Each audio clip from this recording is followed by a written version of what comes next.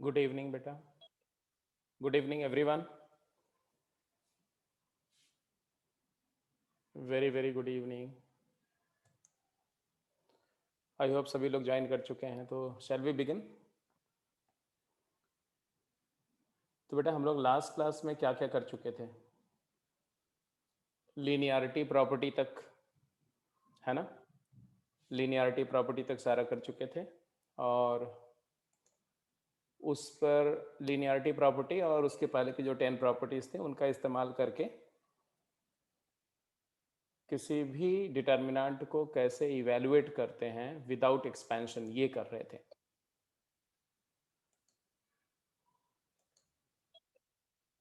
है ना?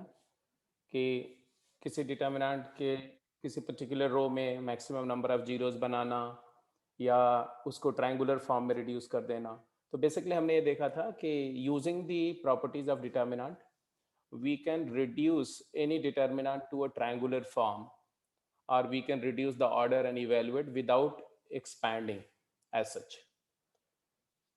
तो आज बेसिकली हम लोग उसी डिस्कशन पे प्रैक्टिस करेंगे प्रॉब्लम्स की।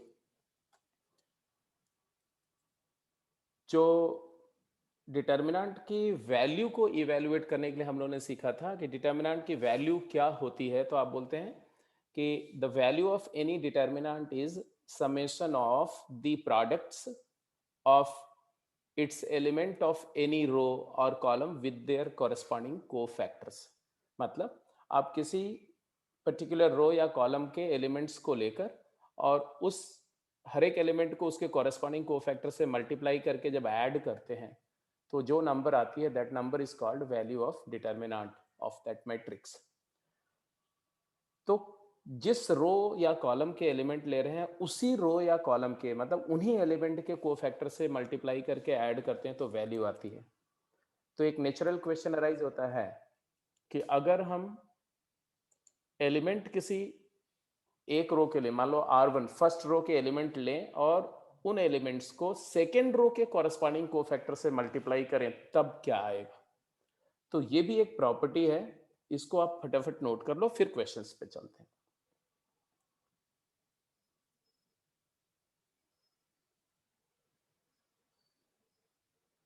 बेटा इसमें हम लोग मेजरली क्वेश्चंस करेंगे, बट कुछ कॉन्सेप्ट भी कर सकते हैं, ऐसा नहीं है, हार्ड एंड फास्ट नहीं है कि कोई कॉन्सेप्ट नहीं डिस्कस होगा।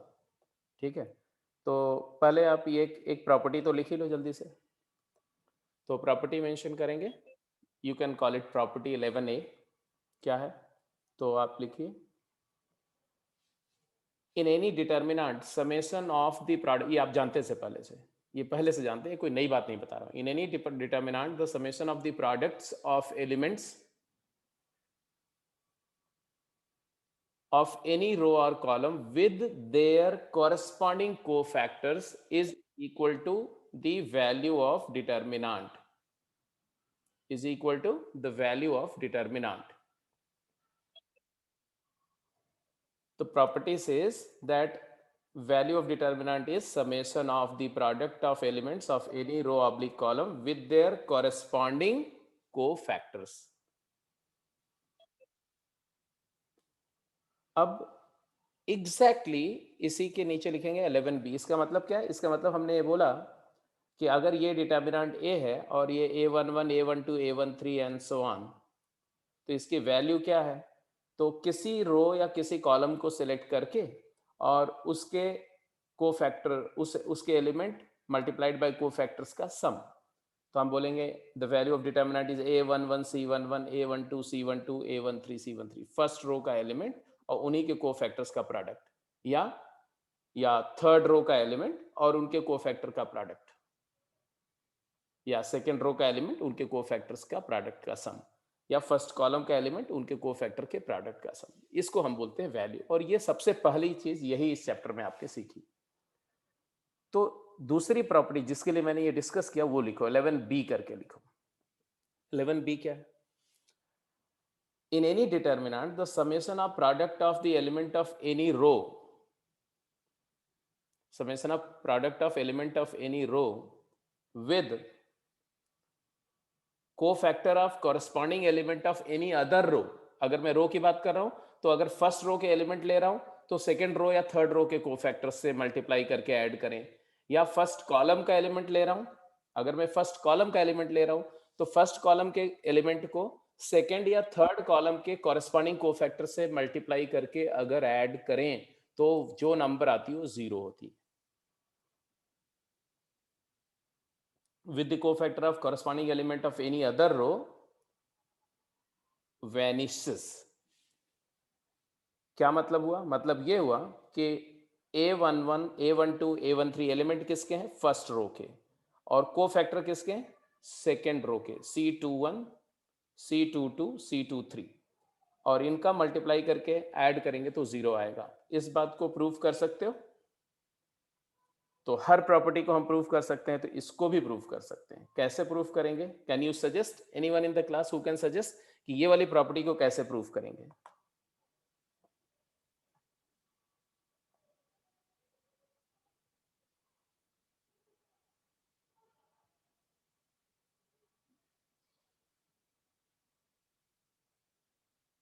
देखो, अगर मैं इस डिटर्मिनेंट में ये ऑपरेशन कर दूं, R2 is replace bye R2 plus R1, तो आप जानते हो कि ऐसा करने से डिटर्मिनेंट की वैल्यू चेंज नहीं होती है, तो जो डिटर्मिनेंट आपको मिलेगा वो ऐसा मिलेगा, A11, A12, A13, तो एलिमेंट वही रहेंगे। सेकेंड रो के एलिमेंट अब हो जाएंगे A21 plus A11, A22 plus A12, A23 plus A13। Third row के एलिमेंट एज इट इज रहेंगे A31, A32, A33। ये आपका डिटर्मिनेंट आया। कैसे आया जी? कैसे आया? जस्ट अप्लाइंग दी ऑपरेशन।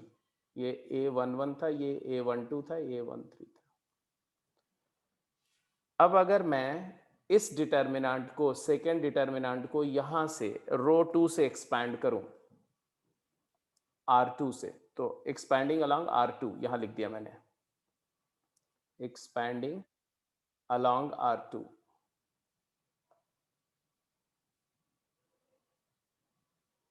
रो 2 से एक्सपैंड करो, आप सभी करो, अपने आप आपको समझ में आएगा। तो रो 2 से बेटा एक्सपैंड करेंगे तो क्या आएगा? देखो, कुछ ऐसा आएगा।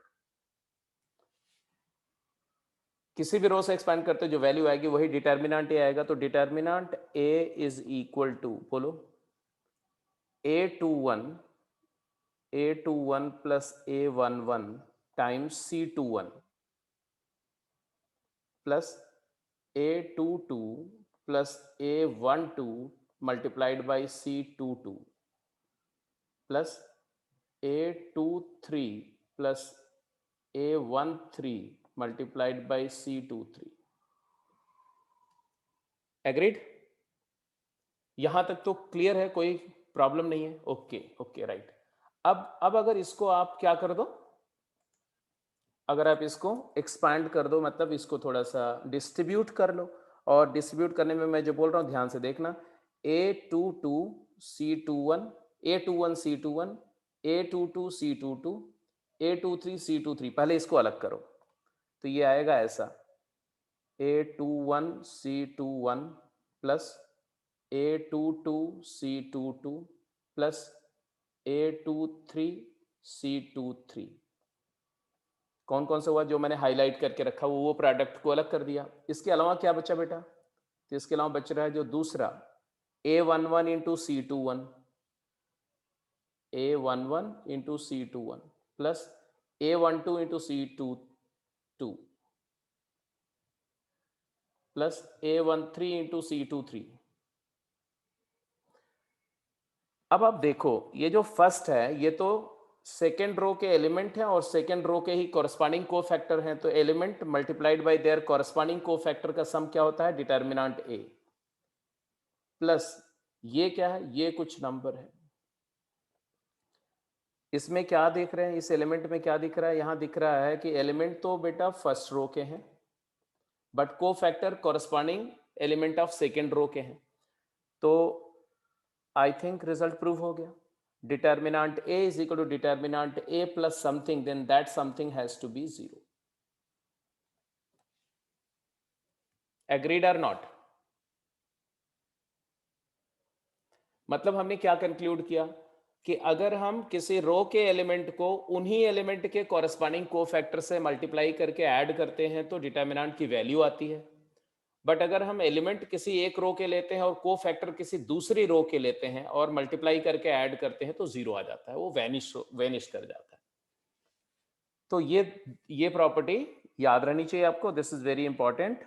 और ये तो खैर डेफिनेशन ही थी डिटर्मिनेंट का इवैल्यूएशन का, तो ये तो आपको पहले से ही पता है। अब क्वेश्चंस करते हैं, ठीक है? तो अगर आप नोट कर चुके हैं बेटा तो हम लोग क्वेश्चन पे मूव करें।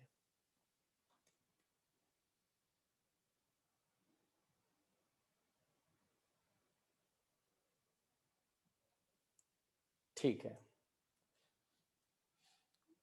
फर्स्ट वाला तो नोट करने का कोई सेंस नहीं क्योंकि ये पहले ही आप कर चुके हैं, यही तो डेफिनेशन थी। सेकंड वाली प्रॉपर्टी को आपको नोट कर लेना चाहिए और उसका प्रूफ भी नोट कर लेना चाहिए। समझ में आ गया तो अपने आप भी कर सकते हैं, ऐसा कुछ नहीं है। तो let us move two questions.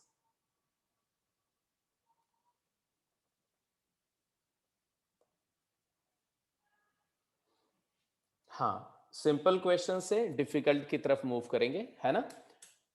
तो एक तरह से जो कुछ भी हमने पिछली क्लास में आपको कराया था उसका एक एक प्रकार से इसका रीकैप भी हो जाएगा। You will just cover up everything. पहला क्वेश्चन है, add the following determinants without expanding them. अगर कोई आपसे पूछता है कि when do we can add two determinants, तो आप बोलेंगे although determinant is a number and therefore two determinants being number can be added always without any condition by expanding and getting their values. But without expanding, we can add certain number of determinant to get a single determinant only when they are of same order and they have only one variable row and remaining rows are constant. Whatever we say for row, that is also valid for columns. तो अगर एक ही variable रो या एक ही variable column है और बाकी सारी रोज या कॉलम्स कांस्टेंट हैं, फिक्स्ड हैं, तो हम बोलते हैं कि ऐसे डिटर्मिनेंट को हम ऐड। तो वासु बेटा तुम ड्रॉप हो रहे हो, क्या बात है? चलो, तो अब आप देखो फर्स्ट में क्या ऑब्जर्व कर रहे हो आप? फर्स्ट, सेकेंड, थर्ड, फोर्थ, ये इन्फिनिट नंबर ऑफ डिटर्मिनेंट्स हैं, लेकिन इनमें क्या क्या खास बात है? खास बात यह है कि एक रो है जो सिमिलर दिख रही, ऑल्दो उसकी पोजीशन वेरी कर रही। ए एंड बी सब में है, राइट, बट उसकी पोजीशन वेरी कर रही है। तो सबसे पहले हम क्या करेंगे? सबसे पहले हमें करना चाहिए क्या कि फर्स्ट डिटर्मिनेंट को ए बी ही रखो, ए बी एक्स वाई। जो सेकंड वाला डिटर्मिनेंट है इसमें सेकंड रो है ए बी, जो हमें फर्स्ट की पोजीशन पे चाहिए, तो हम रो इंटरचेंज अप्लाई कर देंगे, R2 इंटरचेंज विद R1। तो अगर मैं R2 को R1 से इंटरचेंज करता हूं, क्या होता है बेटा जब दो रो को इंटरचेंज करते हैं? नेगेटिव हो जाता है, वेल डन। तो अब ये आ जाएगा तुम्हारा माइनस माइनस, यहां आ जाएगा A B X square Y square plus अगला, तो अपनी जगह पे बिल्कुल ठीक है, A B X cube Y cube. अगला minus A B X four Y four, and similarly alternate plus minus ये कंटिन्यू कर रहा है। अब क्या कर सकते हैं?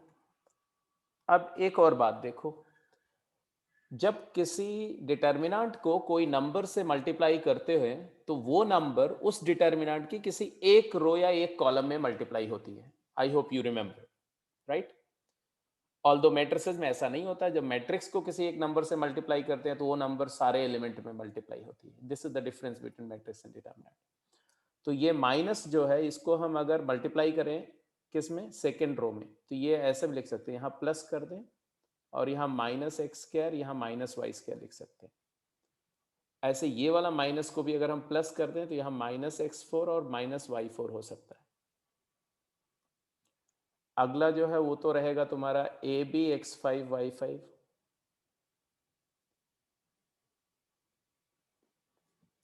बट उसके बाद जो आएगा वो आ जाएगा प्लस करके A B minus X six Y six negative Y six. और ऐसे ये इन्फिनिट नंबर ऑफ डिटर्मिनेंट आ जाएंगे जिनको सम करने के लिए क्या करेंगे बेटा, क्या करेंगे बोलो। तो फर्स्ट रो तो कांस्टेंट ही है, फर्स्ट रो तो कांस्टेंट है, ए बी रहेगा, तो कांस्टेंट रो को एज इट इज रखते हैं। और याद आया कैसे वेरी करते हैं, constant keeping the constant row as it is and adding the corresponding element of variable row. तो वेरिएबल रो के एलिमेंट को ऐड करेंगे तो आएगा x minus x square plus x cube minus x four, ऐसे करके ये इन्फिनिटी तक ऐड होगा। और दूसरा वाला हो जाएगा y minus Y square plus Y cube minus Y four plus infinity तक ये भी जाएगा।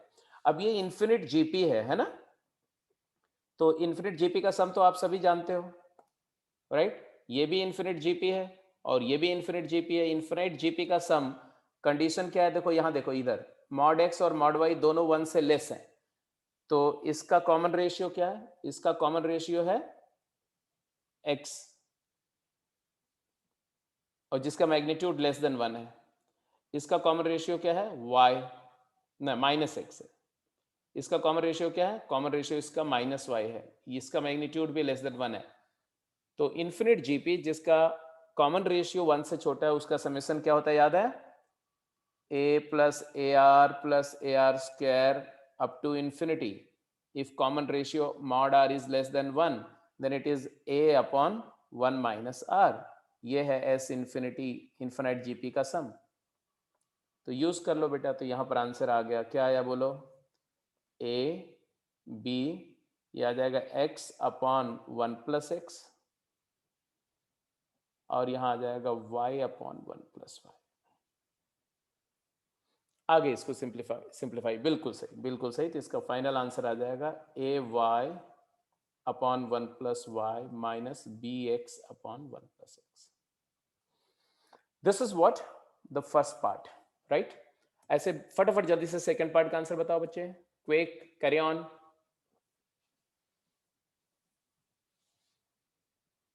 बी पार्ट का आंसर करो। किसी भी बच्चे को फर्स्ट पार्ट में कुछ भी पॉइंट पर अगर कोई डाउट है तो आप क्या करेंगे, क्या करेंगे बेटा, तो मैं आपको अनम्यूट करने का ऑप्शन दे रहा हूं। बाय डिफॉल्ट आप अपने आप को म्यूट मोड में रखेंगे। जब आपको कोई चीज डाउटफुल लग रही हो, कोई चीज नहीं क्लियर है, या कोई क्वेश्चन आपके दिमाग में आ रहा है, तो रेज हैंड का ऑप्शन यूज करेंगे, तो मुझे समझ में आ जाएगा और फिर मैं बोलूंगा और आप अपनी बात को बोल सकते हैं। तो आप कम्युनिकेट करेंगे, बात करेंगे। ऐसा नहीं है कि सिर्फ मैं बता रहा हूं तो आप चुपचाप सुनते रहो, आप बताते भी रहो, और ये आप सबको पता है, जस्ट मैं रिमाइंड करा रहा हूं, ठीक है। तो एक बार मैं फर्स्ट क्वेश्चन के रिगार्डिंग आपसे पोल कर ले रहा हूं कि ये जो क्वेश्चन मैंने डिस्कस किया ये समझ में आ गया कि नहीं सबको। और फटाफट जिसको हो गया है, जिसको क्लियर है, वो बी पार्ट पे चले जाएंगे।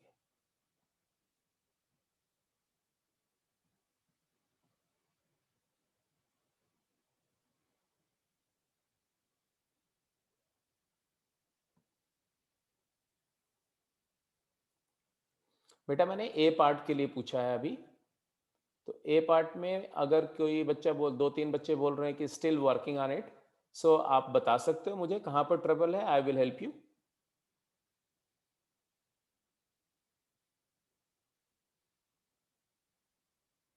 समेशन ऑफ डिटर्मिनेंट की प्रॉपर्टी यूज करी है, जो बोलती है कि अगर n नंबर ऑफ डिटर्मिनेंट्स हैं, ठीक है ठीक है ठीक है, कोई बात नहीं।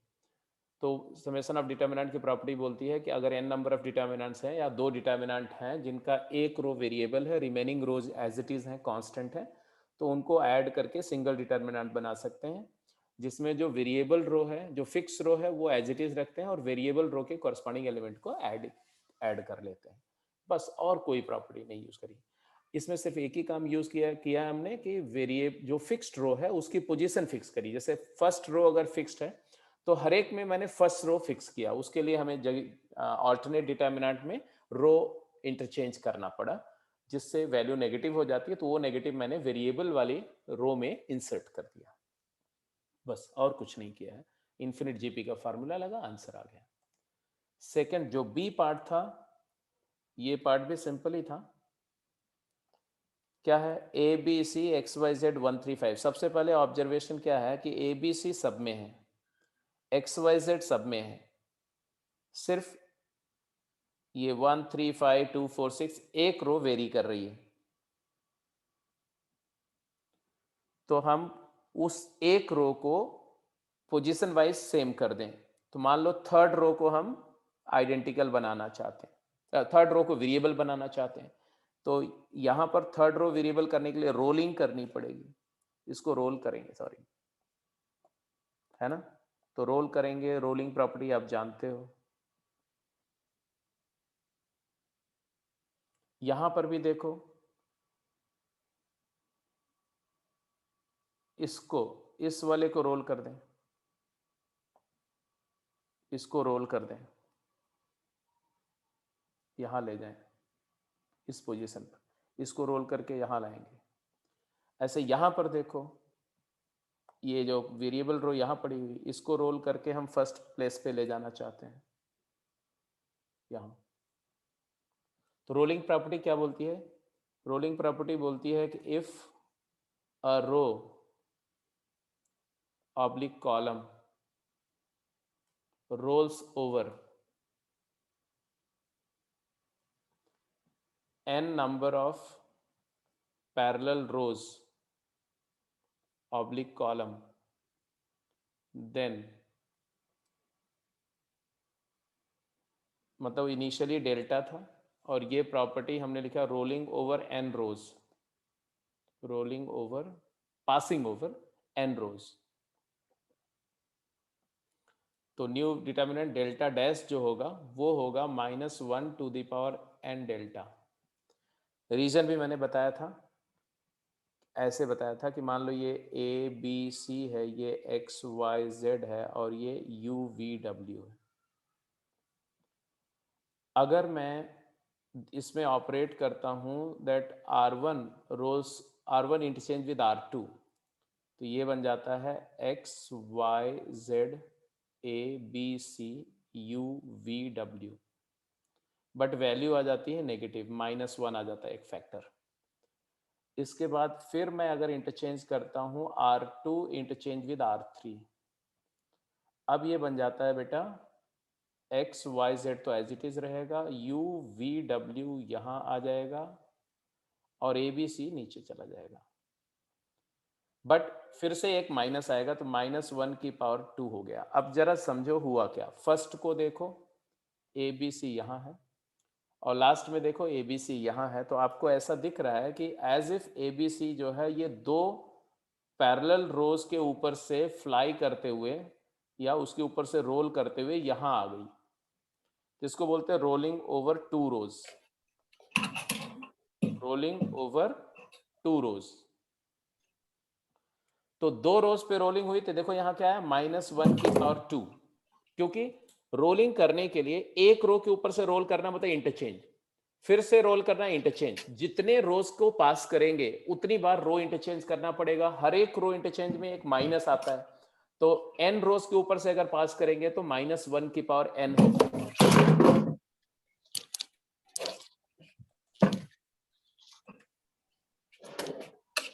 बेटा अपने आप को अनम्यूट करके रखो, it creates lots of disturbance. हाँ गौरव बेटा, चलो कोई बात नहीं, मैं अभी क्या ना, मैं इसीलिए मैं सबको म्यूट करके रखता हूँ, तो अभी म्यूटेड हैं आप, but remember I am always there, the moment you raise your hand to ask anything I will just unmute you, right? ठीक है, कोई बात नहीं। तो ये प्रॉपर्टी समझ में आ गई बेटा, पहले भी मैंने बताया था। ओके, अभी आप डायरेक्टली यहां इस्तेमाल करो, तो यहां भी 2 रो के ऊपर रोल हो रहा है ना, यहां पर देखो।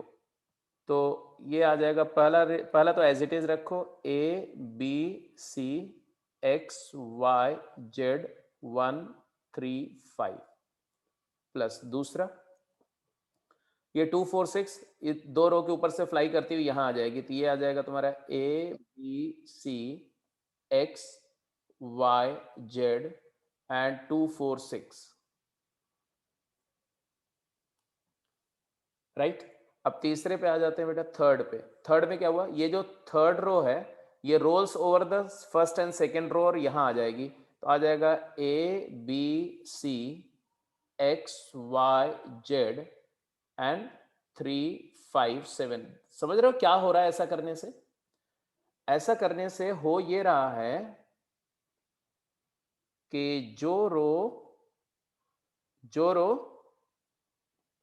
वेरिएबल है उसकी पोजीशन फिक्स हो जा रही, और फिक्स रो की पोजीशन भी फिक्स हो जा रही है।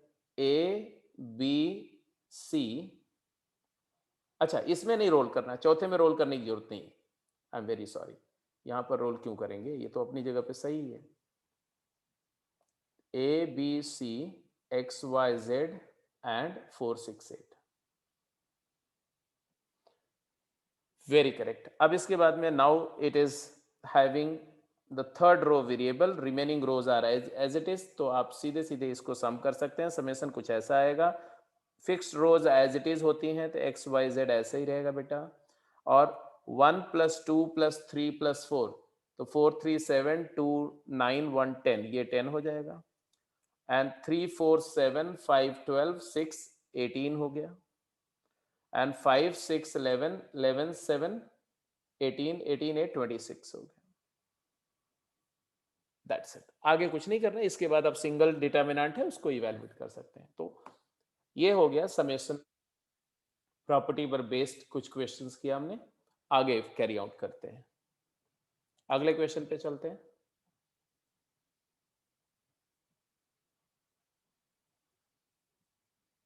हाँ बोलो बेटे, अंदाज।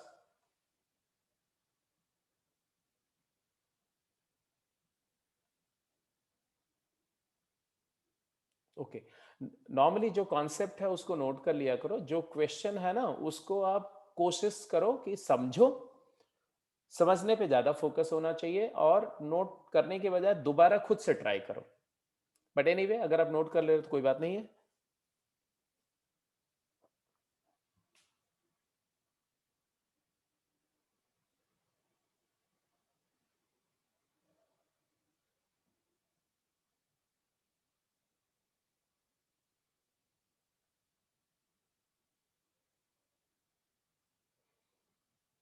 Okay, so let's move to the next question बच्चे।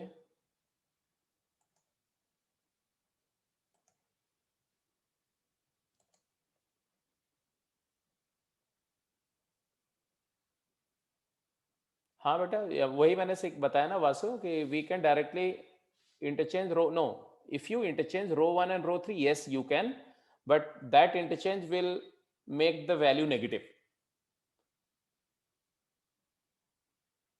और बिकॉज यहां पर हमने क्या किया, यहां पर हमने रोल किया है, और इवन नंबर ऑफ 2 रो पर रोल किया है ना, 2 रोज के ऊपर से पास कराया, तो -1 की पावर 2 दैट इज पॉजिटिव, इसलिए वहां पर कुछ चेंज नहीं हुआ।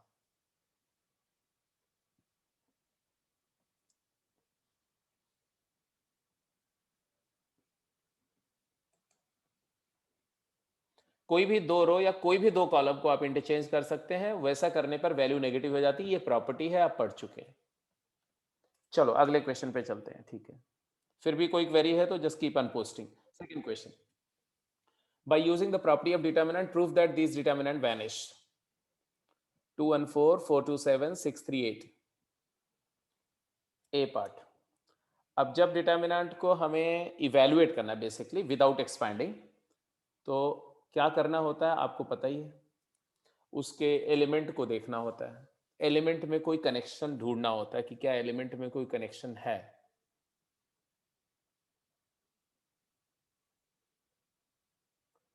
तो आरव ने ऑब्जर्व किया कि C2 is equal to double of C1। अब देखो ये सब कुछ ऑब्जर्वेशन है ना, कि 1 2 3 का डबल है 2 4 6। तो आप इसको ऐसे भी बोल सकते हो कि 2 4 6 1 2 3 4 7 8। और इसमें ऑपरेट क्या करें अब हम लोग, हमने देखा कि इसका डबल ये है, तो हम लिख सकते हैं C1 is replaced bye C1 minus 2C2। C1 में से डबल ऑफ C2 को सब्ट्रैक्ट करेंगे तो होगा क्या, C1 के सारे एलिमेंट जीरो हो जाएंगे और वैल्यू जीरो हो जाएगी। Well done Aarav, well done. अब ये सबसे टू द पॉइंट ऑब्जर्वेशन था, एकदम बिल्कुल पॉइंटेड ऑब्जर्वेशन, और खत्म हो गया। अब ऐसा नहीं कि इसी से खत्म होगा, तरीके और भी हैं, तरीके और भी हैं। जैसे अगर ऐसा ना करना चाहें, अगर ऐसा ना करना चाहें तो कुछ और कर सकते थे क्या, बिल्कुल कर सकते थे। 2 का डबल 4, 1 का डबल 2। तो हम ये भी कर सकते थे कि R2 is replaced bye R2 minus R1, 2R1, ऐसा भी कर सकते थे। ऐसा करने से क्या होगा, देखो ये 2 हो गया, ये 1 हो गया, ये 4 हो गया। यहां पर इसका डबल इसमें से सब्ट्रैक्ट कर रहे हैं 0 0, 4 का डबल क्या, तो -1 आ गया। और ये है तुम्हारा 6, ये है, अगर आप बोलो तो एक और ऑपरेशन कर दो यहीं पर, and R3 is replaced bye R3 minus 3R1।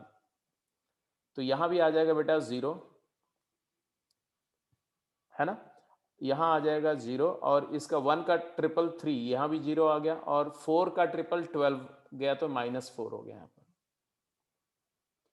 अब ये ट्रायंगुलर डिटर्मिनेंट बन गया। ट्रायंगुलर डिटर्मिनेंट की value product of the principal diagonal element, तो यहां से भी आंसर वही आएगा, आंसर 0 आ गया। ये भी तरीका था। और भी तरीके हैं, मतलब आपके पास में ऐसा प्ले करना है सिचुएशन से, डरना नहीं है। कुछ स्पेशल तरीका होता है कोई डिटर्मिनेंट को इवेलुएट करने का, कतई नहीं सोचना है।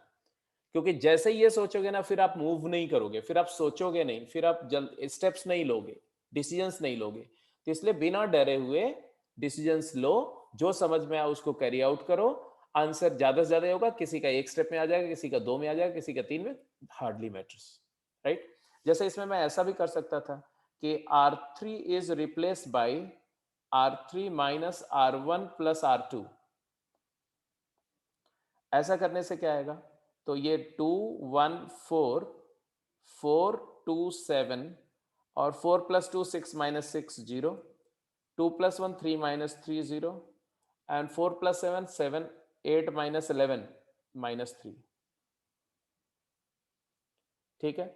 और फिर इसके बाद में अगर मैं यहां 0 बनाना चाहता हूं तो एक और कर दो, R2 is replace bye R2 minus 2R1।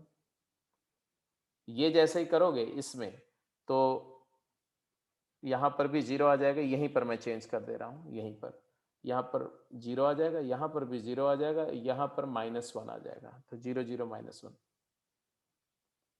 फिर से ट्रायंगुलर बन गया, फिर से वैल्यू आ जाएगी ऐसे 0।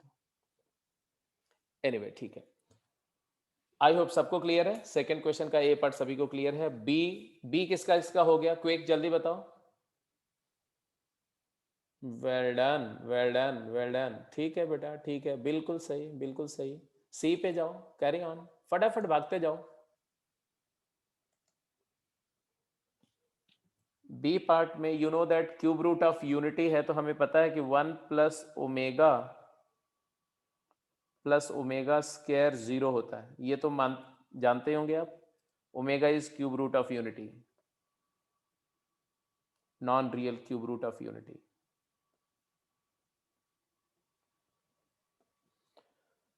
तो ये 0 होता है, ये आपको पता होना चाहिए, है ना। अगर ये पता है तो आंसर आ गया। क्या आंसर आया, अगर आप this plus this plus this 0, this plus this plus this 0, this plus this plus this 0, या this plus this plus this 0, this this this 0, this this this 0, मतलब आप चाहे रोज को ऐड कर दो या कॉलम को ऐड कर दो, 0 ही आ जाएगा। तो हम स्ट्रेट अवे ये कौन सा ऑपरेशन करें, या तो रो ऑपरेशन कर दो या तो कॉलम ऑपरेशन कर दो। तो अगर आप बोलते हो कि R1 is replaced bye R1 plus R2 plus R3, तो हमारा ये क्या आ जाएगा बेटा, फर्स्ट रो में 1 plus omega square 0, omega plus omega square plus 1 0, omega square plus 1 plus omega 0। यहाँ पर अब कुछ भी रहे, एक रो के सारे एलिमेंट जीरो हैं, तो फर्स्ट प्रॉपर्टी से डिटर्मिनेंट की वैल्यू जीरो हो गई। या अगर आप ये नहीं पसंद करते हो तो आप C1 replace by C1 plus C2 plus C3 करेंगे, तो C1 फर्स्ट कॉलम जीरो हो जाएगा। तो A is done, B is done, A part हो गया, B पार्ट हो गया। दीक्षांत क्या बोला बेटा, C3 replaced by C3 minus C1 plus C2, ये किस पार्ट के लिए बोला बच्चे? ओके ओके, बिल्कुल सही, बिल्कुल ठीक।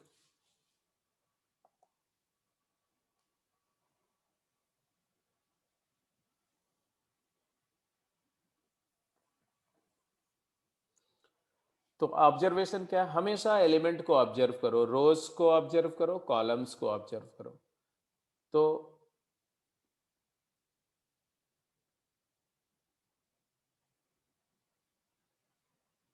अगर आप कॉलम को देखो तो 1 और -2 का सम -1 है, 8 एंड 3 11 है, 7 -9 -2 है। क्लियर कट ऑब्जर्वेशन में आ रहा है क्या कि अगर मैं लिखूं C3 is replaced bye C3 minus C1 plus C2, क्योंकि C1 और C2 को ऐड करके C3 बन रहा है, तो इस ऑपरेशन से हमारा क्या होगा, ये डिटर्मिनेंट इवेलुएट हो जाएगा 1 3 7, first column as it is है।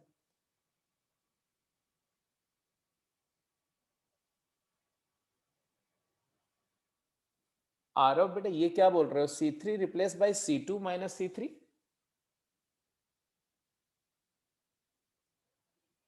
ये क्या था भाई, ये तो ऐसा कोई ऑपरेशन तो मैंने बताया नहीं। सी जब किसी रो को रिप्लेस या किसी कॉलम को रिप्लेस करेंगे तो column is replaced by same column plus scalar multiple of some other column. तो C3 को अगर रिप्लेस कर रहे हो बेटा, तो C3 में माइनस कैसे लगाया तुमने?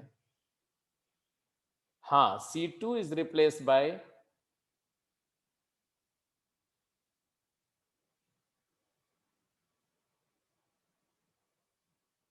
अभी होल्ड ऑन जस्ट मिनट, सभी को मैं करेक्ट करना चाह रहा हूं, ध्यान से सुनो।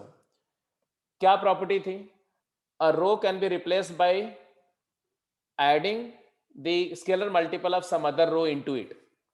तो किसी भी रो में किसी दूसरी रो के स्केलर मल्टीपल को ऐड कर सकते हैं, मतलब उस रो के element plus lambda times other row. मतलब C1 को रिप्लेस कर रहे हो तो C1 के एलिमेंट में lambda times C2 and mu times C3 ऐसा कर सकते हैं। तो जिसको रिप्लेस कर रहे हो उसमें कुछ मल्टीप्लाई नहीं होगा, वो ऐसे ही रहेगा, प्लस दूसरे रो के मल्टीपल्स ऐड करेंगे। और ये नहीं कि C2 को C3 प्लस C4 से रिप्लेस कर दो, ऐसा थोड़ी होता है यार, वो C2 जरूर रहना चाहिए उसमें, जिसको रिप्लेस कर रहे हो वो रहेगा प्लस मल्टीपल्स ऑफ अदर रो या कॉलम। तो फर्स्ट रो को मैंने चेंज नहीं किया, सेकंड रो को मैंने चेंज नहीं किया, -2 8 -9। थर्ड रो में हमने third row minus first and second row, तो इन दोनों का सम क्या आएगा, -1, और -1 में से -1 जाएगा तो क्या आएगा, 0। यहां भी आ जाएगा 0, यहां भी आ जाएगा 0, तो वैल्यू आ जाएगी 0। अगर आप एक स्टेप में ऐसा नहीं करना चाहते तो ये भी कर सकते हैं, ध्यान से देखो। मैं ऐसा बोलूं कि C2 is replace bye C2 plus C1, ऐसा करो, तब क्या होगा? तो हमारा डिटर्मिनेंट आ जाएगा 1 3 7 -1 11 एंड -2, और third row as it is -1 11 -2। अब हम बोलेंगे क्या, C2 is identical with C3 and therefore value 0। अगर किसी डिटर्मिनेंट में कोई दो रो या कोई दो कॉलम आइडेंटिकल है तो वैल्यू 0 हो जाती है। ठीक है, तो चलो A पार्ट हो गया, B पार्ट हो गया, C पार्ट हो गया। आई होप सबको क्लियर है ना, कोई डाउट तो नहीं है? ये जो कॉन्सेप्चुअल बातें मैं डिस्कस कर रहा था उसमें कोई ट्रबल तो नहीं है? ओके,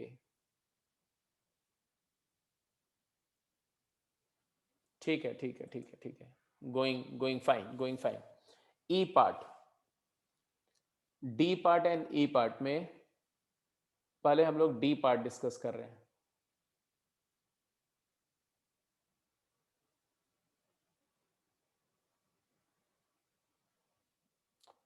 बेटा डी पार्ट की रिप्लाई कर रहे हो, किसका किसका डी पार्ट हो गया, just let me no, D part किसका किसका हो गया है।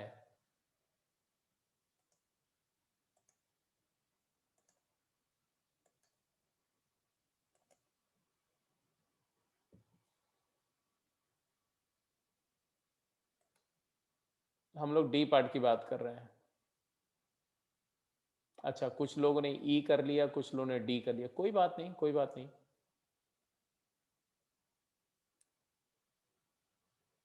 50-50 है, ठीक है, ठीक है, ठीक है।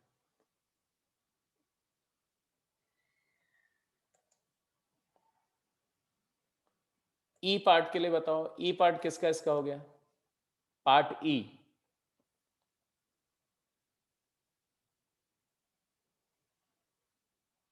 ठीक है, ई पार्ट ज्यादा लोगों के, चलो कोई बात नहीं, पहले अब ई ही डिस्कस करते हैं, फिर डी पर आएंगे। डी इज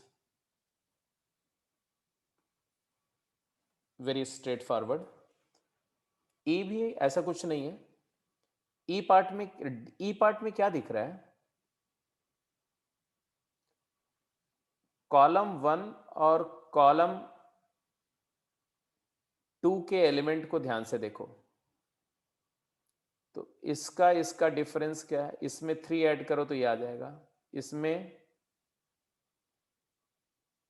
-3 ऐड करो तो ये आ जाएगा, इसमें 10 ऐड करो तो ये आ जाएगा। मतलब क्या है,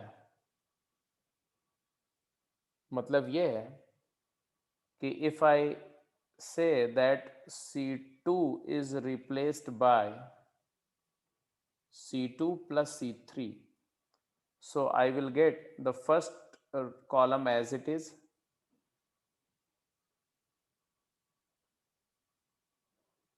second column is 1005 2009, no not 9, 6 हो जाएगा ना, क्योंकि 9 - 3 होगा ना, तो ये हो जाएगा तुम्हारा 6, एंड इसमें 10 ऐड होगा तो ये हो जाएगा 3008, and this is 3, this is -3, and this is 10. Now C1 is identical with C2 and therefore value is 0. ये भी कर सकते थे, या एक स्टेप में करना चाहते तो इसको ऐसे भी बोल सकते थे कि C1 is replaced by C1 minus C2 plus C3. तो ये C2 plus C3 है जो आपने लिखा ना, ये C2 plus C3 एक्चुअली, और C2 plus C3 C1 के आइडेंटिकल है, तो C1 minus C2 plus C3 करके 0 आ जाता है।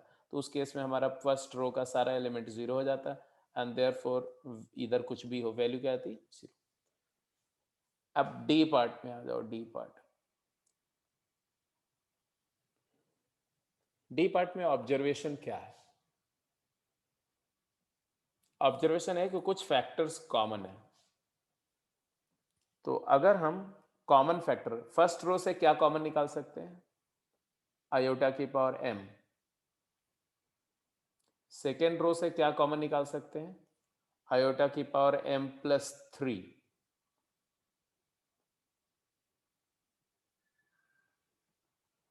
थर्ड रो से क्या कॉमन निकाल सकते हैं, आयोटा की power m+6। And after taking all these things common, तो अब ये हम लिख नहीं रहे, आप समझ रहे हो ना क्या लिखना है, टेकिंग आयोटा की पावर m, आयोटा की पावर m+3, आयोटा की power m+6 common from R1 R2 R3 respectively. तो यहां क्या आया, यहां आ गया 1 आयोटा, आयोटा स्क्वायर इज -1,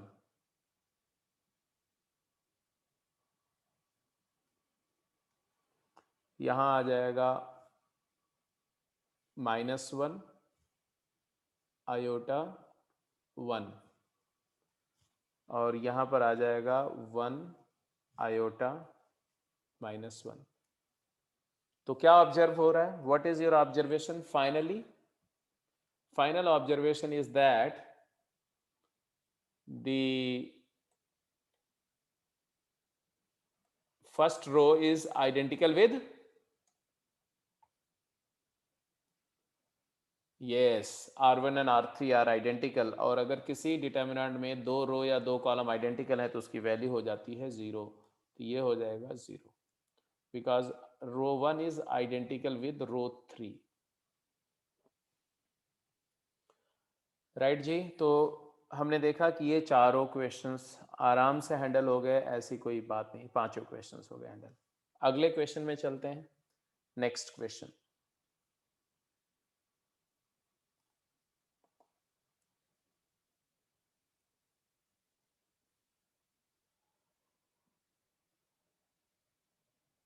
अब इसमें बी पार्ट में मुझे कुछ नहीं बताना है, ओमेगा की अपनी यूजुअल मीनिंग है, omega is cube root of unity.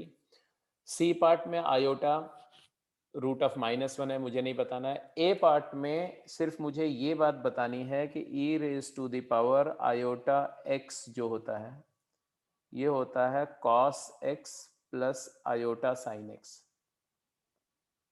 ये आपने कॉम्प्लेक्स नंबर में किया होगा, बट अगर किसी बच्चे को ये चीज़ अगर मिस हो गई है तो वो मैं जस्ट बता रहा हूँ कि ये याद रखेंगे।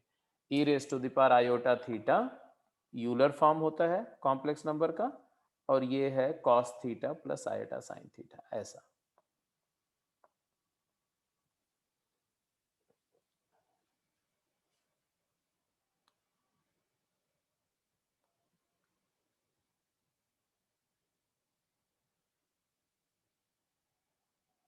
फटाफट आंसर करिए, A part, B part, C part का।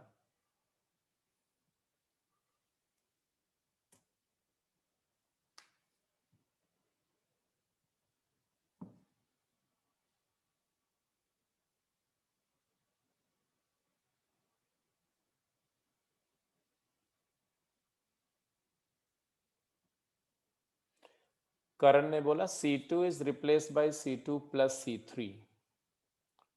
कॉलम 2 में कॉलम 3 ऐड करेंगे बेटा तो वो तो नहीं आएगा जो हम चाह रहे हैं। Cos theta plus iota sine theta, तो आई वुड से हमें साइन के साथ आयोटा चाहिए और कॉस वाले टर्म में आयोटा है, तो हम बोलेंगे कि ऐसा करो, taking iota common from column 2 and inserting in column 3। Column 2 से, अगर कॉलम 2 से आयोटा निकाल लो और उसको कॉलम 3 में डाल दो, यहां से लो और इसको यहां इंसर्ट कर दो, क्या आयोटा। उससे क्या होगा, उससे ये हमारा डिटर्मिनेंट ऐसा हो जाएगा, delta will look like this, E raise to the power iota 3 theta and e raised to the power iota 5 theta e to the power iota 7 theta, यहाँ पर cos 3 theta cos 5 theta cos 7 theta, और यहाँ पर iota sin 3 theta iota sin 5 theta iota sin 7 theta। अब इसके बाद clear दिख रहा है कि अगर मैं C2 को रिप्लेस कर दूं C2 प्लस C1 तो क्या आ जाएगा, ई की पावर आयोटा 3 थीटा ई की power iota 5 theta E to the power iota 7 theta. यहाँ क्या आ जाएगा, cos 3 theta plus iota sine, इन दोनों का सम क्या आएगा, तो E cos theta plus iota sine theta E की power iota theta, just theta की जगह 3 थीटा है तो यह आ जाएगा ई की पावर आयोटा 3 थीटा। यहाँ आ जाएगा ई की पावर आयोटा 5 थीटा, यहाँ आ जाएगा ई की पावर आयोटा 7 थीटा, और यहाँ पर जो भी है iota sine 3 theta keep it as it is, iota sine 5 theta as it is, and iota sin 7 theta as it is. Now what do you see, that C1 is identical with C2 and therefore determinant becomes 0. तो ये determinant की value भी 0 है। Operation clear है, बिल्कुल clear है बेटा। किसी को कोई डाउट किसी पॉइंट पर, प्लीज लेट मी नो।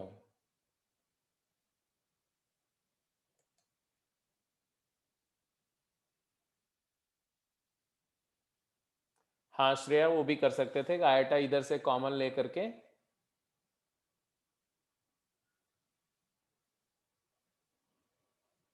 और फिर C1 replace by C1 minus C2 plus C3 करेंगे तो फर्स्ट कॉलम 0 आ जाएगा। बिल्कुल ठीक है। किसका सेकंड मेथड बेटा? इसका? हाँ है, क्यों नहीं, है क्यों नहीं। मेथड, मेथड मतलब क्या है? मतलब ऑपरेशन आप चेंज कर दो। मेथड तो वही है कि भाई रो ऑपरेशन करना है। आप ऐसा भी कर सकते हो। C1 is replaced by, C1 is replaced by, ध्यान से सुनना,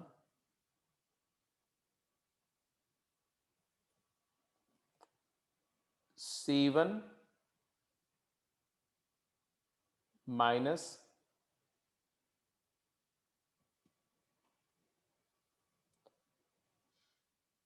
C1 plus iota C2 minus iota C3, ऐसे कर दो। अब क्या होगा कि C1 एक एलिमेंट देख लो, e की पावर आयोटा थीटा, पहला एलिमेंट e की power iota theta plus iota times C2, इसमें आयोटा मल्टीप्लाई होगा तो होगा minus cos 3 theta minus iota sine 3 theta, जो कि आ जाएगा e की power iota theta, minus common ले लो तो आ जाएगा e की पावर आयोटा थीटा, तो 0 हो जाएगा। तो ये एलिमेंट भी 0, यहां भी 0 आ जाएगा, यहां भी 0, यहां भी 0। तो करना वही है, हम उसका लिखने का तरीका क्या होगा, प्रेजेंट करने का तरीका क्या होगा, वो हमें सोचना। अच्छा हाँ, इसमें रो ऑपरेशन नहीं कर सकते, ये क्लियर कट दिख रहा है कि कॉलम ऑपरेशन ही करना है अगर इसका रिडक्शन चाहते हैं तो इजीली। अब आ जाओ बी पार्ट पे। बी पार्ट पे क्या क्या करें? बी किसका इसका हो गया, हो ही क्या होगा सभी का?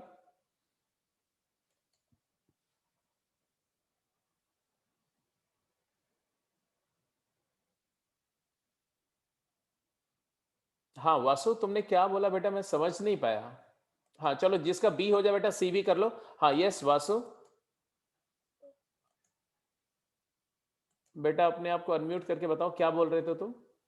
सर ये जो कॉन्स्टेंट है सर, वो आयोटा के साथ मल्टीप्लाइड है या फिर वो थीटा के साथ सर? ये वाला, ये मतलब कि यूलर फॉर्म वाला कांस्टेंट या कॉस के साथ में जो आयोटा है? Sir E raise to power 3 i है ना सर? अच्छा हाँ समझ गया मैं। वो थीटा के साथ मतलब 3 e⁻³ आयोटा थीटा, ऐसे समझो। मैं समझ गया, तुम्हारा ट्रबल समझ गया। जैसे आपने लिखा e⁻³ आयोटा थीटा, ओके, तो इसको आप ये भी तो लिख सकते हो बेटा, e⁻ iota times 3 theta, okay sir.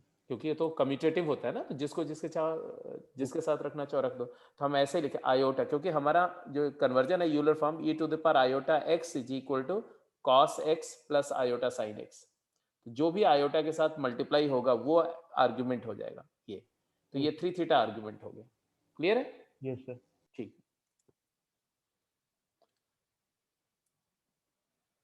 Well done, well done. तो बी पार्ट भी, बी पार्ट तो बिल्कुल क्लियर था कि omega to the power P आपने कॉमन ले लिया फर्स्ट से, फर्स्ट रो से, ओमेगा की पावर क्यू प्लस 1 कॉमन ले लिया सेकेंड रो से, और ओमेगा की पावर आर प्लस 2 कॉमन ले लिया थर्ड रो से। तो यहाँ आ गया 1, यहाँ आ गया ओमेगा, यहाँ आ गया ओमेगा स्क्वायर। सबको क्लियर है, बिल्कुल क्लियर है। 1 omega omega square, 1 omega omega square.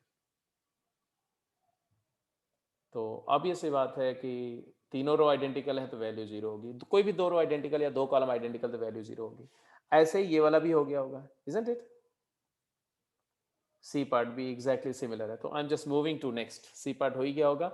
Iota की पावर p निकाल लो, आयोटा की पावर q प्लस 1 निकाल लो, तो ये लाइन का है, आयोटा की पावर p इंटू आयोटा की power q plus 1 into iota की power r plus 2 into iota की पावर s प्लस 3 अगर कॉमन ले लेते हो तो आपके पास यहाँ आएगा 1 आयोटा माइनस 1 माइनस आयोटा, यहाँ पर आ जाएगा 1 आयोटा माइनस 1 माइनस आयोटा, बस दोनों आइडेंटिकल वैल्यू 0, खत्म। तो ये क्वेश्चन नंबर 3 हो गया। लेट्स मूव टू, अब ये बहुत इजी से क्वेश्चंस हो गए, कई सारे हो गए, आपको थोड़ा सा एलिमेंट को समझना, कोरिलेट करना ये आ गया, थोड़ा और आगे चलते हैं, ठीक है। इसका आंसर करिए quick. By using the properties of determinant, prove that this determinant vanishes.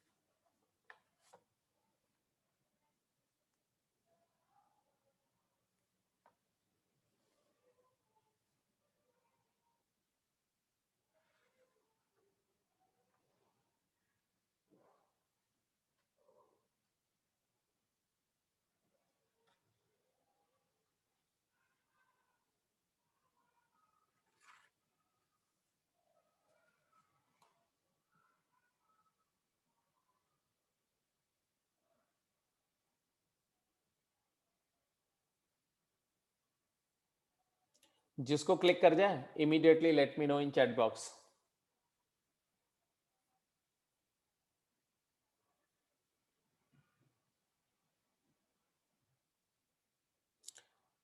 करण ने क्या बोला भाई? Karan says that R1 is replace by R1 plus root 5 R2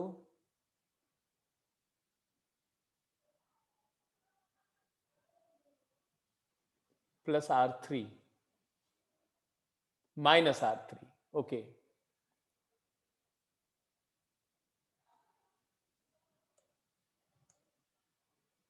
ठीक है। तो एक बात बताओ कि यहां तो कुछ जुगाड़ हो जाएगा तुम्हारा, दो टर्म कैंसिल हो जाएंगे, यहां पर क्या होगा?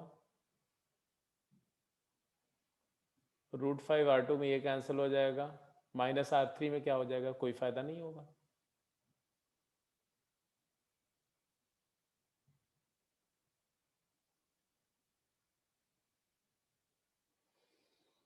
आदित्य ने बोला C3 replace by C3 minus C1 plus C2।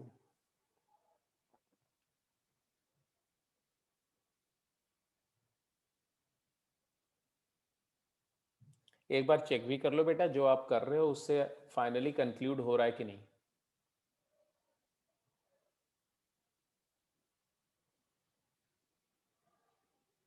C1 C2 को ऐड करके C3 बनेगा, ऐसा कुछ हो नहीं रहा, क्यों कर रहे हो ऐसा काम?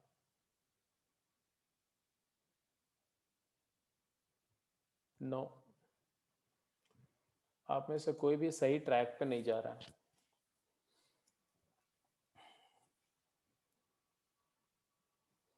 थोड़ा सा ऑब्जर्व करो, ये एलिमेंट को ऑब्जर्व करो। It is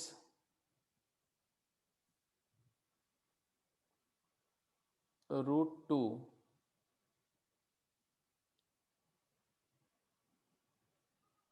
times √2 plus √3 plus √5।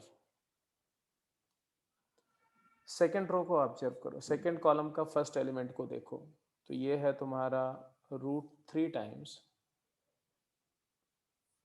√2 plus √3 plus √5। Third में अगर आप √5 कॉमन लो तो आ गया √2 plus √3 plus √5, and here is √2, here is √3, here is √5, here is √6 and √7 and -8. Now I hope अब सबको दिख रहा होगा। क्या दिख रहा है कि ये √2 प्लस √3 प्लस √5 कॉमन ले लो, तो ये क्या आ जाएगा, it is equal to √2 plus √3 plus √5 times √2 √3 √5 √2 √3 √5 and √6 √7, hardly matters आगे क्या है, because R1 is identical with R2 and therefore value of determinant is 0. तो मैं सिर्फ ये बताने की कोशिश कर रहा हूँ कि सिर्फ रो ऑपरेशन कॉलम ऑपरेशन सीख जाना इंपॉर्टेंट नहीं है, इसमें डिटर्मिनेंट का सॉल्विंग में तुम्हारा एक्स फैक्टर जरूर काम करना चाहिए, वो ऑब्जर्वेशन है, मैं डे 1 से बता रहा हूँ। Observation is going to rule, observation is going to make the difference. The one who observes more keenly, the one who is more clever in rearranging, factorizing and correlating the things, वो ज़्यादा अच्छा करेंगे।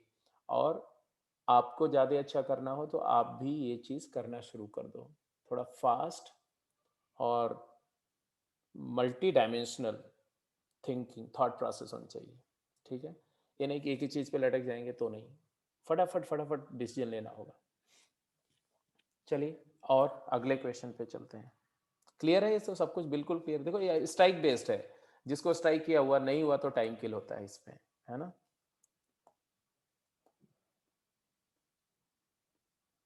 चलो,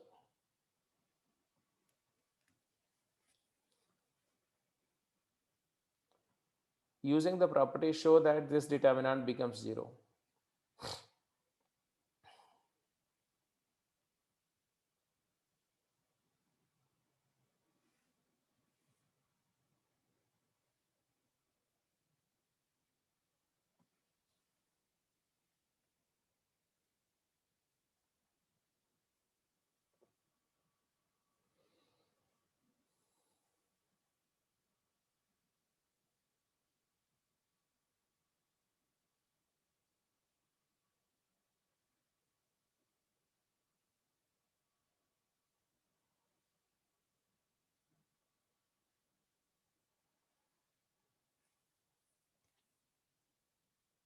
ये क्या है, GP है, ये भी जीपी है और ये भी जीपी है, एंड आई होप जीपी का सम हम में से हर एक को आता है। ये एन टर्म की जीपी है, ये एम टर्म्स की जीपी है, ये के टर्म्स की जीपी है। तो इनको अगर समेसन से रिप्लेस करें तो ये समेसन हो जाएगा तुम्हारा 2⁻n−1 upon 2−1, 2−1 is 1, common ratio 2 है, जीपी विद कॉमन रेशियो 2, तीनों जीपी हैं, कॉमन रेशियो 2 है। ये समेसन हो जाएगा तुम्हारा 2⁻m−1 और ये समेसन हो जाएगा 2⁻k−1, और NC0 plus NC1 plus up to NCn, ये क्या होता है 2⁻n। तो बाइनोमियल कोएफिशिएंट का सम 2 पर इंडेक्स। तो बेसिकली अगर आपने देखा तो ये डिटर्मिनेंट कुछ ऐसा आ रहा है, फर्स्ट रो का फर्स्ट कॉलम का एलिमेंट है 2⁻n, 2⁻m, 2⁻k, यहाँ पर है 2⁻n−1, 2⁻m−1, 2⁻k−1, यहाँ पर है 2 2 2। अब बोलो, हो गया, क्या करें अब।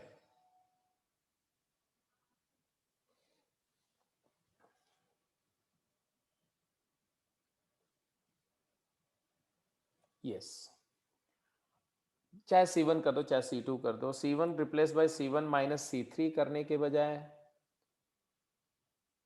C1 माइनस हाफ C3 कर दो तो भी हो जाएगा। या अगर मैं ऐसा लिखूं C2 is replaced bye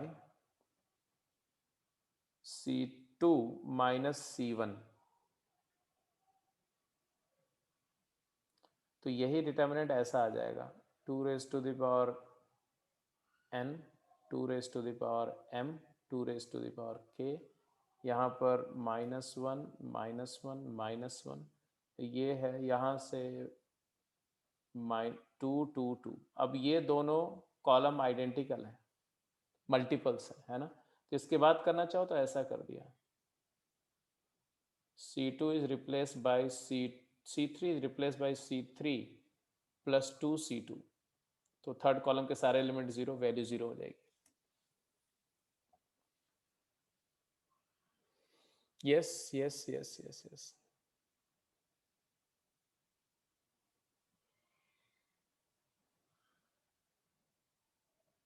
let's go to the next question. Clear है ना, इसमें कोई बड़ी बात नहीं थी, ये भी सिंपल सा इक्वेशन था।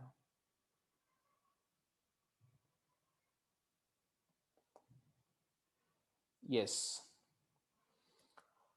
now little muscular testing. Using the property of determinant, find the value of following.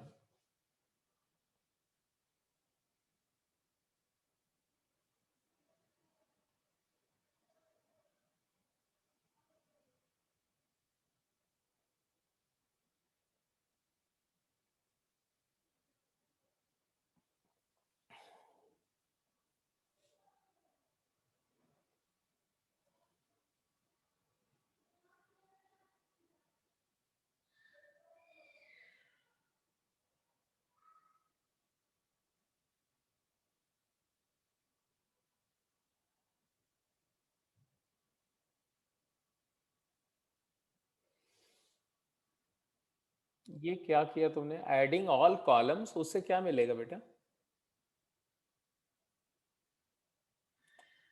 रोज को भी ऐड करके कुछ नहीं मिलेगा।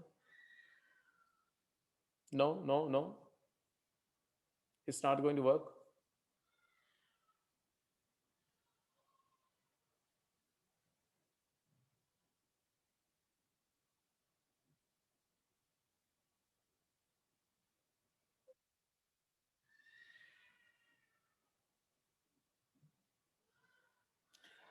This is absurd Mansa. ये किसने बताया तुम्हें कि C1 can be replace by C1 minus C2 का स्क्वायर? C2 का स्क्वायर का मतलब समझते हो? किसी रो के एलिमेंट में उसी रो के एलिमेंट को मल्टीप्लाई कर रहे हैं।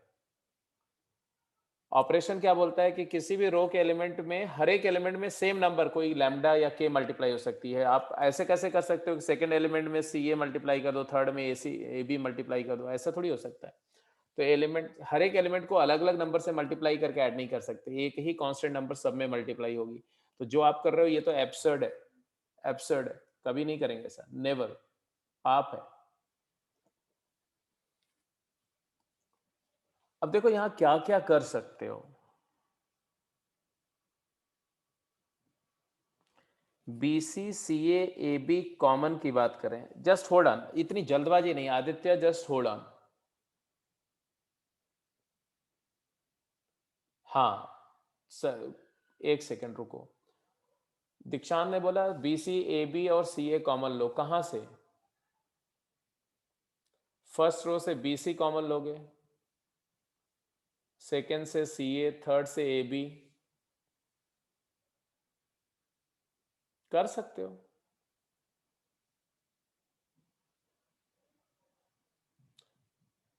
बहुत ज़्यादा फर्क तो नहीं पड़ेगा, बहुत ज़्यादा कोई उससे बेनिफिट भी नहीं मिलेगा। सिर्फ एक ही बेनिफिट मिलेगा जो इन्होंने किया। देखो अब मैं एक एक करके रुक रहा हूँ। हाँ बिल्कुल ठीक है, बिल्कुल ठीक है, कि जो दीक्षांत की अप्रोच है एक रैशनल अप्रोच है, ठीक है। आदित्य ने बोला C1 replace by C1 minus C3 करो। नहीं बेटा, C1 माइनस C3 करने से कोई फायदा नहीं होगा। Rather C2 replace by R2 replace by R2 minus R1, तो यहाँ सी स्क्वायर कॉमन हो जाएगा, A square minus B square, यहाँ सी कॉमन लेके ए माइनस बी, यहाँ पर ए माइनस बी, ये कर सकते हैं। देखो कुछ तरीके मैं बता रहा हूँ, यही सब बातें आप सोच सकते हैं, इरेशनली नहीं सोचो। एक तो तरीका ये है कि आप ऐसे सोचो कि R2 is replace bye R2 minus R1 and R3 is replace bye R3 minus R1। अब ये बहुत अच्छा प्रोसीजर नहीं है, लेकिन वर्केबल प्रोसीजर है। मैं थोड़ा सा रिड्यूस करके दिखाता हूं, उसके बाद आप करना अपने आप, राइट? ऐसा आ जाएगा B square C square B C B plus C. यहां पर इसमें से ये सब्ट्रैक्ट करेंगे तो C square times B square minus A square minus B square, C times A minus B, and C cancel हो जाएगा, ए माइनस बी। तो अब देखोगे कि ए माइनस बी कॉमन आ जाएगा सेकेंड रो में। इसी तरह से यहां आ जाएगा तुम्हारा, इन दोनों में से बी स्क्वायर कॉमन है, तो B square times C square minus A square. यहां पर आ जाएगा B times A minus C, और यहां पर बी कैंसिल हो गया, ए माइनस सी। अब मैं ये नहीं बोल रहा हूं कि इससे बड़ी आसानी से सॉल्व हो जाएगा, बट यहां से ए माइनस बी निकाल लो, यहां से ए माइनस सी निकाल लो। तो अगले स्टेप में कुछ ऐसा B square C square B C B plus C, यहाँ पर आ जाएगा C square times A plus B and C and one. यहाँ पर आ जाएगा B square times C plus A, और यहाँ पर आ जाएगा बी माइनस बी और वन।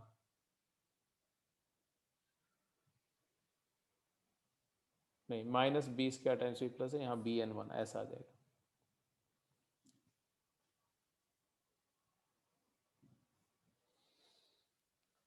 अब इसके बाद भी अगर जाओगे ना तो प्रोसीजर इतना आसान नहीं है।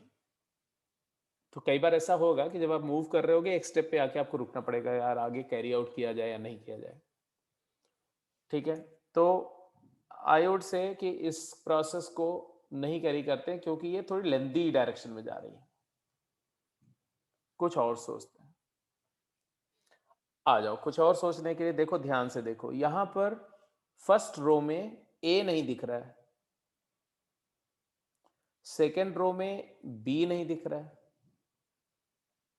थर्ड रो में सी नहीं दिख रहा है। तो मैंने बोला ऐसा करते हैं,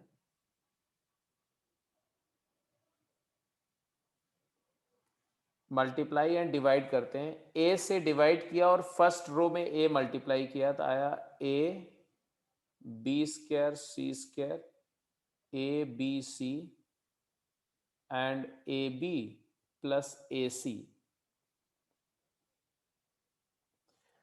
बी से डिवाइड किया, सेकेंड रो में बी मल्टीप्लाई किया तो आएगा B C square A square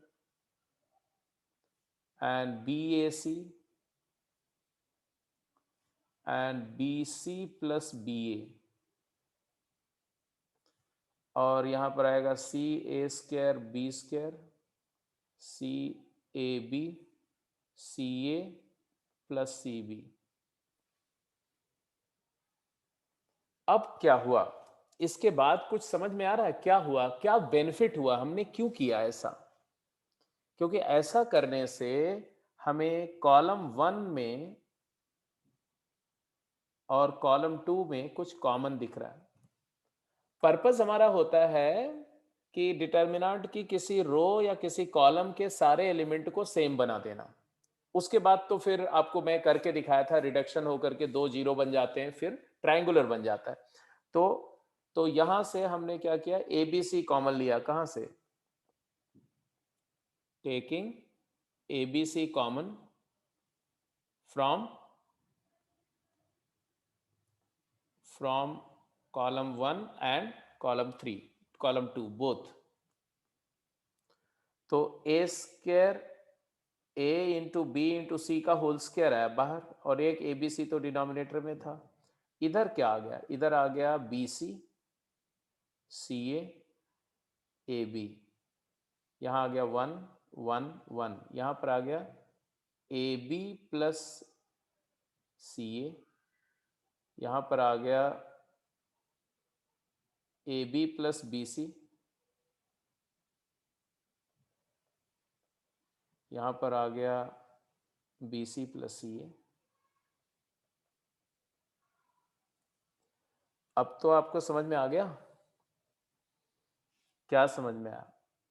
जो यहाँ मिसिंग हो यहाँ पड़ा हुआ, जो यहाँ मिसिंग हो यहाँ पड़ा हुआ, जो यहाँ मिसिंग यहाँ पड़ा हुआ। तो अगर मैं बोलूँ कि C3 is replaced bye C3 plus C1, क्या आ जाएगा? यहाँ तो ABC आ ही गया, C3 को C3 प्लस C1 करोगे तो इसमें इसको ऐड करोगे जब बेटा, तो AB plus BC plus CA, AB plus BC plus CA, AB plus BC plus CA हो जाएगा। तो AB plus BC plus CA common ले लेना थर्ड कॉलम से, and then taking AB plus BC plus CA common from our column 3, क्या आ जाएगा इधर? यहाँ रहेगा BC, यहाँ CA, यहाँ AB, यहाँ 1, यहाँ 1, यहाँ 1, यहाँ 1, यहाँ 1, यहाँ 1, आंसर आ जाएगा 0। Very correct. तो ए पार्ट हो गया, सिक्स का ए। अब सिक्स का बी और सी करते हैं। चलो, सिक्स बी और सी में मैं नहीं बोलूंगा, आप करके बताओ। I am waiting for your reply. B हो गया तो सी करो बेटा।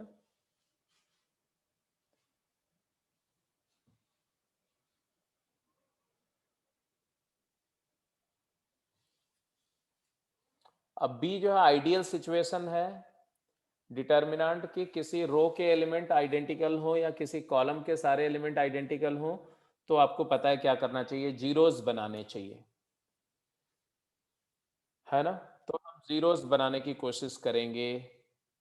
कैसे, क्या ऑपरेशन लगाएं?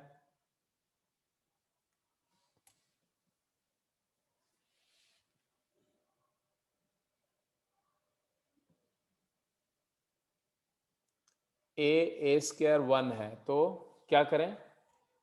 चलो इसको पहले, ये तो नोट कर चुके, इसको हटा दें बेटा।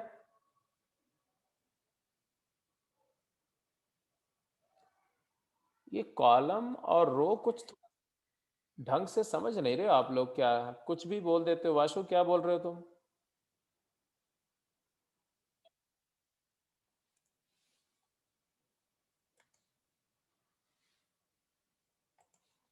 चलो मैं इस वाले सॉल्यूशन को हटाता हूं, अब बी पार्ट पे आते हैं। बी पार्ट देखो ध्यान से। अच्छा, बी पार्ट में हम ऐसा भी लिख सकते हैं ना, 1 1 1 A B C, A square B square C square लिख सकते हैं कि नहीं? क्या किया? C1 C3 रोल्स ओवर, हाँ, C1 and C2, C2 and C1, तो दो रो के दो कॉलम पे रोलिंग हुई तो वैल्यू चेंज नहीं होगी। एनीवे अब ये 1 1 1 है, अब हमें जीरो बनाना है, तो 1 माइनस 1 जीरो, 1 माइनस 1 जीरो। तो हमने ऐसे बोला, हमने बोला कि R2 is replaced by R2 minus R1 and R3 is replaced by R3 minus R1। First row की हेल्प से सेकेंड रो और थर्ड रो को रिड्यूस कर दिया। क्या आया बोलो? R1 doesn't change, R2 1 minus 1 0, B minus A, B square minus A square is B minus A into B plus A, 0 C minus A, C minus A into C plus A, and then what is the common? अब तो समझ में आ गया ना क्या करने का है? Taking B minus A and C minus A respectively common,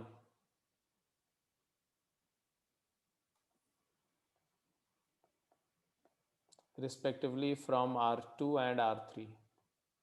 R2 से B माइनस ए निकाल लो, R3 से C माइनस ए निकाल लो, तो आएगा तुम्हारा B minus A into C minus A times 1 A square 0 1 B plus A 0 1 C plus ए। अब क्या करें?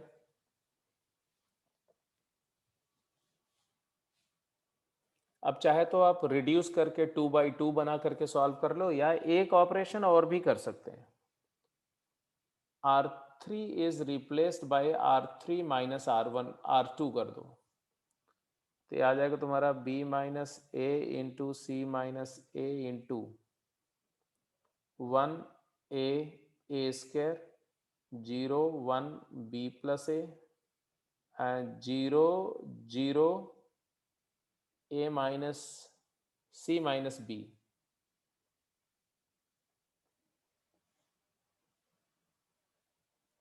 Now it is a triangular determinant. Triangular determinant property क्या बोलती है? Product of the principal diagonal element. तो आ गया answer B minus A into C minus A into C minus B.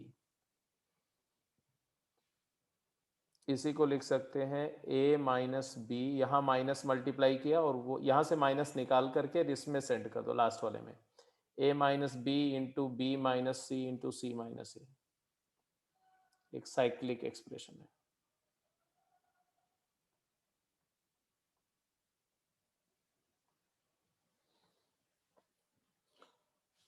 तो इस डिटर्मिनेंट को सॉल्व करने के और भी तरीके हैं। नेक्स्ट क्लास जो हम लोग करेंगे उसमें उसको डिस्कस करेंगे, कुछ और बातें भी करेंगे, ठीक है।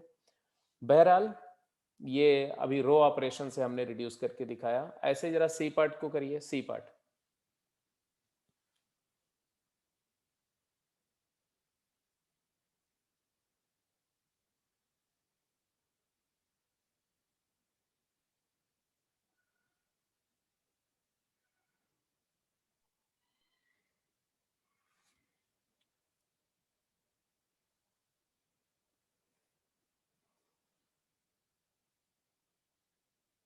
ए square B C, B square C A, C square A B.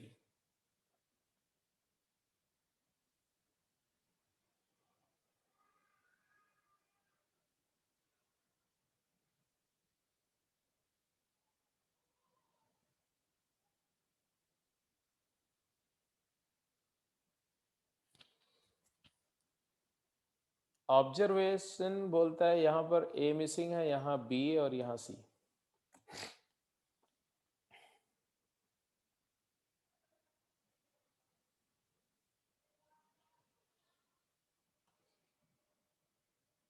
Vanshika बेटा क्या बोला? Divide and multiplied by ABC, किसको?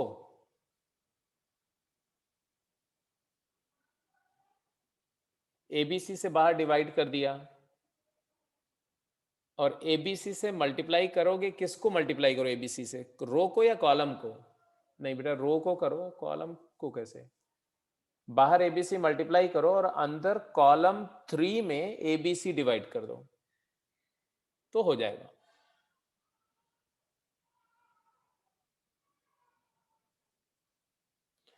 उससे भी बेटर ये है कि इसको ऐसे लिखो, 1 अपॉन एबीसी। हाँ सही बोल रहे हो, 1 अपॉन एबीसी। अब इसमें हाँ वंशिका प्रॉबेबली बेटा तुम जो बोल रहे थे वो मैं समझ गया, शायद आप ये बोलना चाह रहे थे कि 1 बाई एबीसी करो, फर्स्ट रो में ए मल्टीप्लाई करो,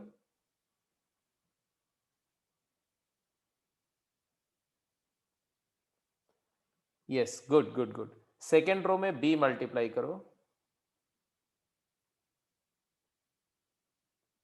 थर्ड रो में सी मल्टीप्लाई करो,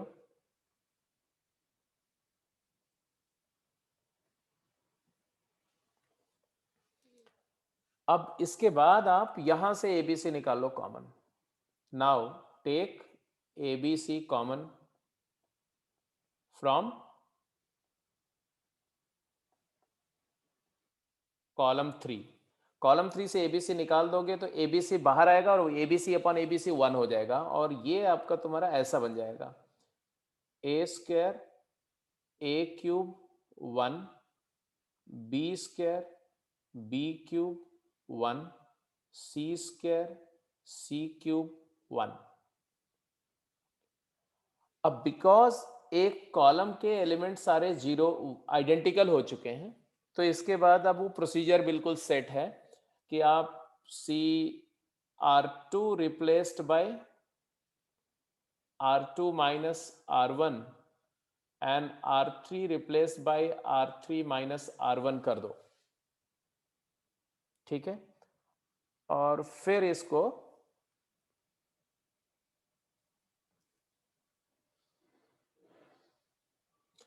हाँ करण क्या बोला बेटा, C3 में जस्ट मिनट, आप पूरी बात कंप्लीट कर लो पहले। हाँ क्या बोला, C3 में मल्टीप्लाई करके A B C common from rows ऐसे भी कर सकते हैं। मतलब C3 में क्या मल्टीप्लाई करके,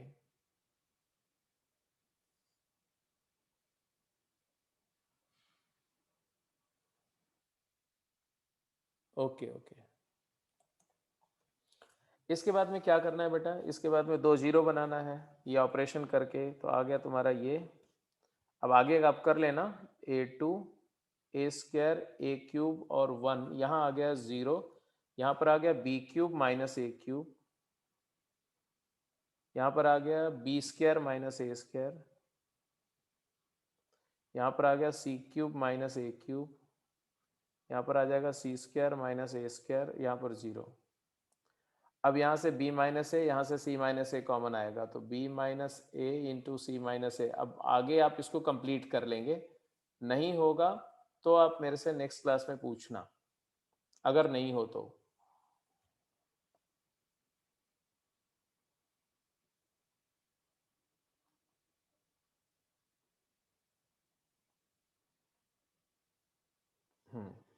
तो यहाँ पर ऐसा आ जाएगा, यहाँ से b माइनस ए कॉमन लोगे, पहला रो तो as it is A square A cube 1 ही रहेगा,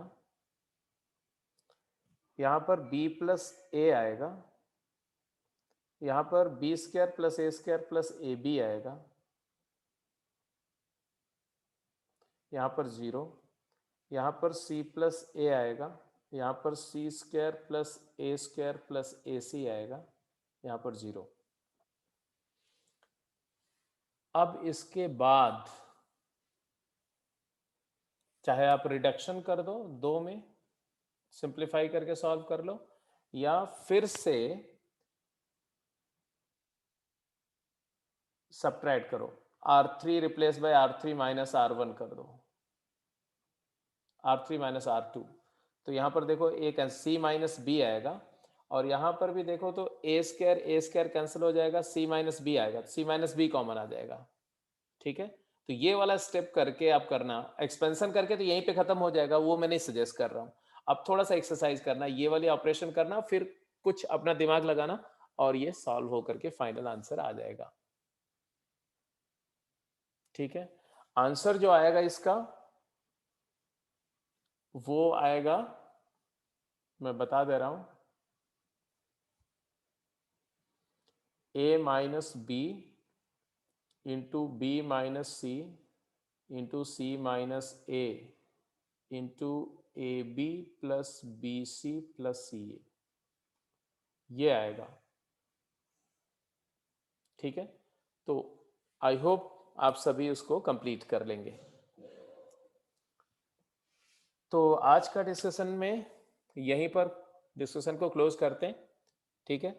अब आप जो गेम 6 के जो क्वेश्चंस हैं, अब बहुत सारे क्वेश्चन गेम 6 के तो क्लास में डिस्कस हो गए, ठीक है। अब रिमेनिंग क्वेश्चन जो गेम 6 के हैं वो पूरे कर जाइए, गेम 6 पूरे कर जाइए,